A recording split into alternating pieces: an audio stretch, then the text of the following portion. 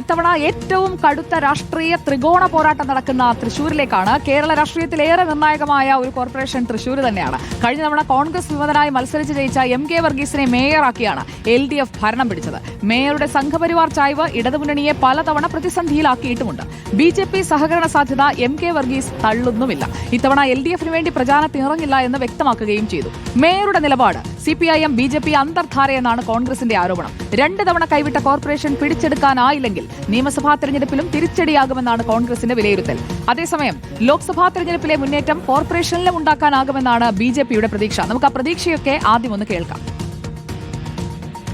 ഏതെങ്കിലും മുന്നണികളിൽ പ്രചാരണ പ്രവർത്തകനായി വർഗീസേട്ടുണ്ടാവുമോ? ഞാനുണ്ടാവില്ല.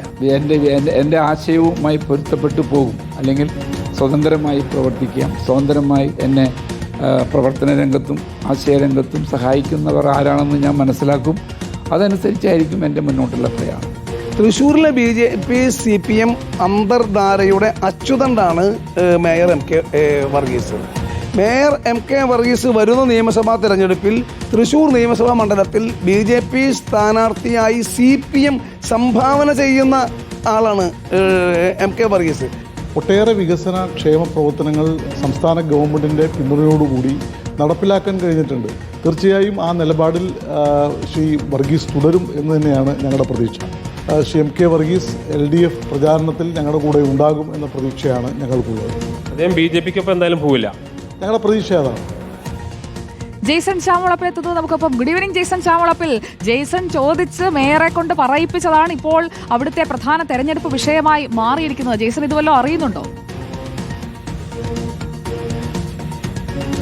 Sujaya, very good evening. വരും ദിവസങ്ങളിൽ ഇനി എന്തെല്ലാം കാണാൻ കിടക്കുന്നു, എന്തെല്ലാം വിവാദങ്ങളിലേക്ക് പോകാൻ കിടക്കുന്നു. കഴിഞ്ഞ ലോക്സഭാ തെരഞ്ഞെടുപ്പ് നാം കണ്ടതാ. തൃശ്ശൂരിൽ കേരളത്തിൽ ഏറ്റവും അധികം ഈ തെരഞ്ഞെടുപ്പുമായി ബന്ധപ്പെട്ട വിവാദങ്ങൾ പൊട്ടിപ്പുറപ്പെട്ടത് ഒരുപക്ഷെ തൃശ്ശൂർ കോർപ്പറേഷൻ പരിസരത്ത് നിന്നാണ്, കോർപ്പറേഷനകത്ത് നിന്നാണ്.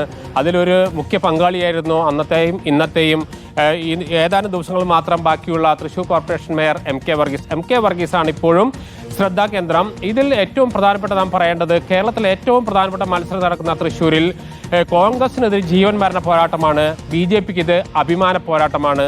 LDFന് ഇനി കിട്ടിയാൽ അത് കൂടുതൽ സന്തോഷം നൽകുന്നു. നിലവിൽ 2 തവണ LDF ഭരിച്ചു കഴിഞ്ഞു. ഇനി ഒരു തവണ കൂടി കിട്ടിയാൽ കൂടുതൽ സന്തോഷം എന്ന നിലപാടാണ് LDFന്. അതേസമയം തന്നെ BJPയെ സംബന്ധിച്ച് ഇത് നിലനിർത്തേണ്ടത്, കൂടുതൽ 15 സീറ്റിൽ കൂടുതൽ നേടേണ്ടത്, മിനിമം 15 സീറ്റിൽ കൂടുതൽ നേടേണ്ടത് BJPയെ സംബന്ധിച്ച് അനിവാര്യമായി മാറിയിരിക്കുന്നു. അതുകൊണ്ടാണ് ഞാൻ പറഞ്ഞ അഭിമാന പോരാട്ടം എന്ന് പറഞ്ഞത്. ഇല്ലെങ്കിൽ ലോക്സഭാ തെരഞ്ഞെടുപ്പിലുണ്ടായ വിജയത്തിന്റെ പ്രഭമങ്ങും വരുന്ന നിയമസഭാ തെരഞ്ഞെടുപ്പിൽ ഉണ്ടാകാൻ പോകുന്ന ക്ഷീണത്തിന്റെ സൂചനകൾ ലഭിച്ചു തുടങ്ങും. അതുകൊണ്ട് തന്നെ ലോക്സഭാ തെരഞ്ഞെടുപ്പിന്റെ മുഴുവൻ ക്രെഡിറ്റും സുരേഷ് ഗോപിയിലേക്ക് പോകുന്ന സ്ഥിതി ഉണ്ടാകും. BJPക്ക് വളർച്ചയില്ല എന്ന രീതിയിലേക്ക് കാര്യങ്ങൾ പോകും. അതുകൊണ്ടാണ് ഞാൻ നേരത്തെ പറഞ്ഞത് 15 സീറ്റിൽ കൂടുതൽ BJPക്ക് തൃശ്ശൂർ കോർപ്പറേഷൻ നേടിയേ പറ്റൂ.